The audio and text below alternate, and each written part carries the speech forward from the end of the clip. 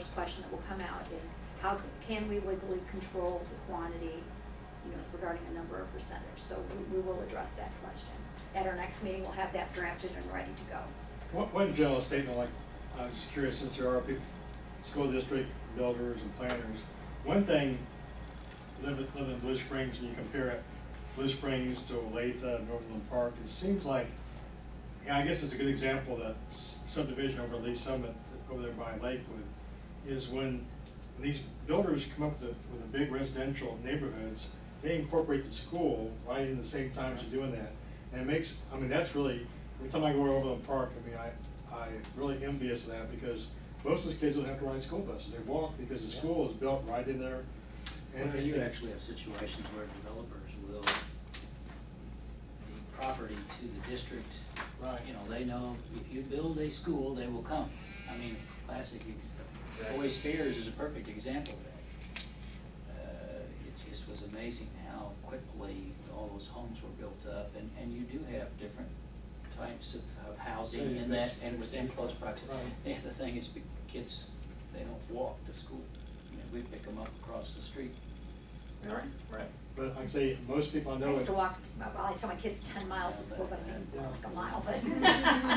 most yeah. of the families though in Overland Park and subdivision don't ride the bus. They do walk. Mm-hmm. And that's because they incorporate it so they, sure, you know, they can walk in there. Well, you have plenty of, I mean, the walkways, it's planned in terms of what Lee Summit did out in that area. It works very well. It's just they ride the bus.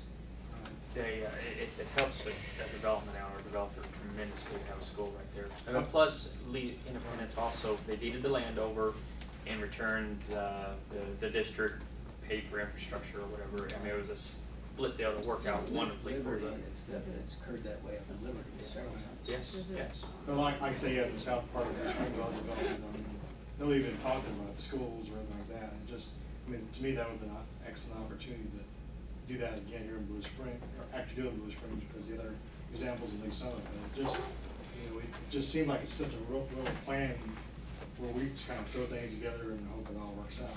You know, developers don't really. I mean, the situation in Blue Springs is if the district is pursuing property and people find out about it, the price goes up. So I mean, we're on the opposite end. We're constantly trying to find a way to obtain property to build. We don't have people stepping forward and saying, hey, we'll work with you in this way. Plus, we don't have much property left to the north.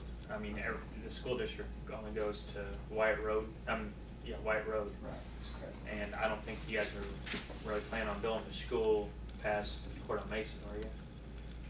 I can't tell you, you just told you it's a secret. The advisory committee would have to provide guidance. I know they were looking for more property that. Well, anyway, I like to say when we're talking about comparing Blue Springs to other communities, that's over there, those communities are a lot more appealing to young families because they say, hey, everything's seemed like rather nice, a lot well planned. And here, it just seemed like, I'm sure there's restrictions, but it just doesn't seem like it flows as well as other communities. Yeah, where we are more landlocked. There's a lot of communities out west. This is dealing more with the master community thing. But they're actually required to build a school within their master plan.